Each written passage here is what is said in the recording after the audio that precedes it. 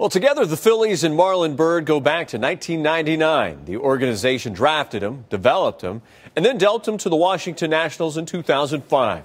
After signing with the Phils in the offseason, Byrd has now flown full circle. In 1923, an 11-year-old boy here at Baker Bowl caught a foul ball that went into the stands. At that time, though, police arrested him, detained him overnight before a local judge determined that the ball that boy caught was a souvenir. He'd eventually return to the field with the support of a prosthetic leg.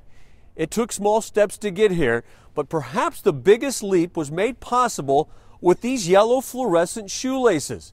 Believe it or not, selling these helped raise enough money to cover the family's enormous medical costs. If Fred Shiro was imposing before, well, consider him now. 8 feet tall, 1,200 pounds, and a stare every bit as intimidating as the teams he coached.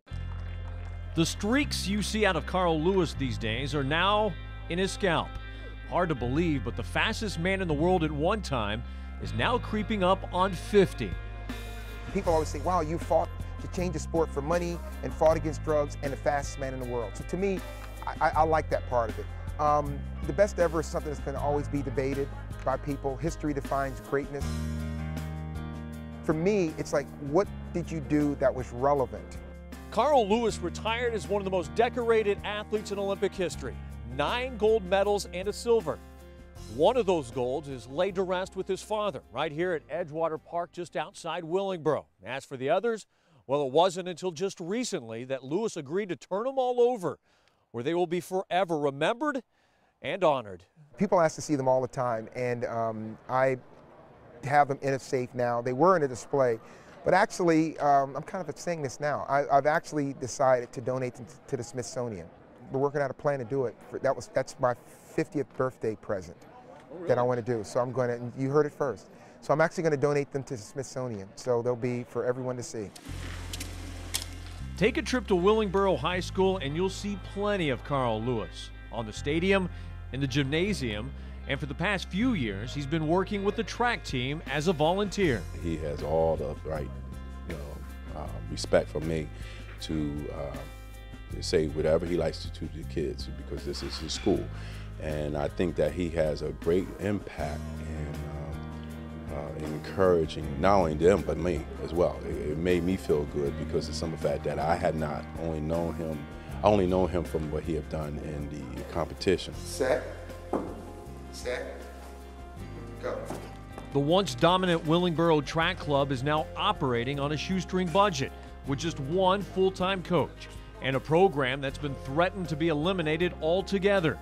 Cost-cutting measures in public schools have become epidemic, and Lewis can't help but wonder about the future of American track and field. The biggest kid, the fastest kid's going to win, but the most developed kid in the end is going to be the best athlete. So I think taking physical education out, we're missing not only on athletes, because we're not seeing the kids that are actually playing, that have the right temperament, that want to be successful, but we're also hurting kids that are not learning the lessons from sports that they will take into everyday life. Hard work, teamwork, discipline, understanding, caring about others, getting outside of yourself. Those are lessons that are great for people in their entire lives that they're not getting playing PE in schools. Lewis is determined to run again in a competitive race, but he doesn't need any more money or medals, has no interest in finishing first or even tracking his time. I made a pledge a few years ago to do something every year for the rest of my life that I never thought I would do, and on top of the list is run a marathon. No, I'm sorry, it's finish a marathon. What I do is not running, okay? Most people go to get their time to start, and I go to say, please leave the lights on. But I'm gonna do that in my 50th year. The funniest thing about it is that all these people are calling saying, I want to train you. I'm like, what, are you kidding me? I don't care what my time is, I just want to finish. Proof that even Carl Lewis can slow down at the age of 50. John Bork, Comcast Sportsnet.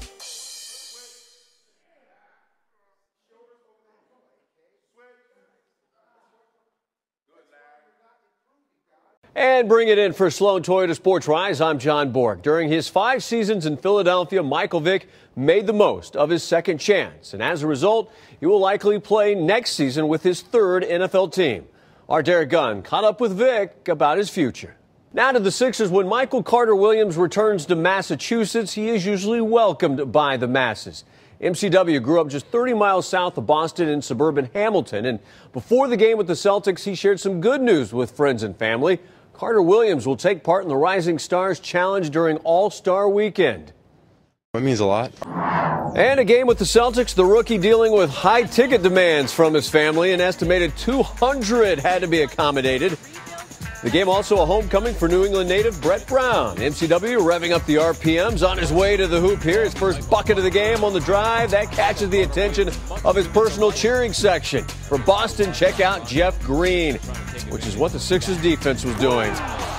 Baseline jam. Celtics +6 at the break. We kick it to the third. Philly holding a 9-point edge until Spencer Hawes checking out the view from outside. 61-56ers. Late third, Celtics fight back. Kelly Olynyk doing the grunt work on the glass. Sixers with a slight 3-point lead heading into the fourth. And that was erased in a flash. Chris Johnson tying the game, knocking down the corner three.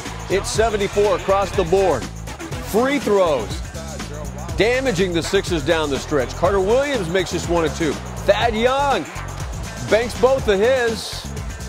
Then Carter-Williams back at the line, misses his first but makes the second to tie the game at 92. Then Celtics with the ball. It's Green off the mark. Chris Humphries getting dirty and cleaning it up. Celtics up 2 with under a minute remaining. After a foul lands Evan Turner at the line. He makes the first one, but a little too strong coming up here on his second attempt. So the Sixers down 1. All right, Celtics, Humphries misses the go-ahead jumper. Not stopping the Sixers, though. Not even one of their own timeouts to set up a play instead. Carter-Williams will defer to Evan Turner, who then turns in a game-winning buzzer beater. Sixers miss 11 free throws. They were out-rebounded by 19, but a clutch effort, 95-94. D-Lineham has more from Boston. It was American author Horace Greeley who popularized the phrase, "Go west, young man." His idea was related to westward expansion through manifest destiny. Well, the Flyers don't really have a choice but to head out west, where 3 of the league's top teams reside, starting with the NHL's best, the Anaheim Ducks, later tonight, where destiny awaits.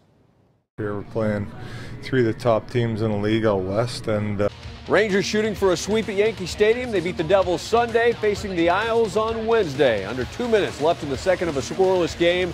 Brock Nelson all alone, knows what to do with it. Right past Henrik Lundqvist, breaks a scoreless tie.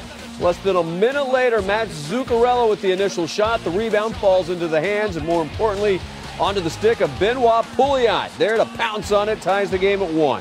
We go to the third, same score. Former Flyer Dan Carcillo gets in his shots.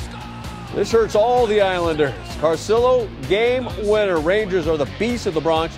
2 on the final. New York now 3 points better than the Flyers in the division.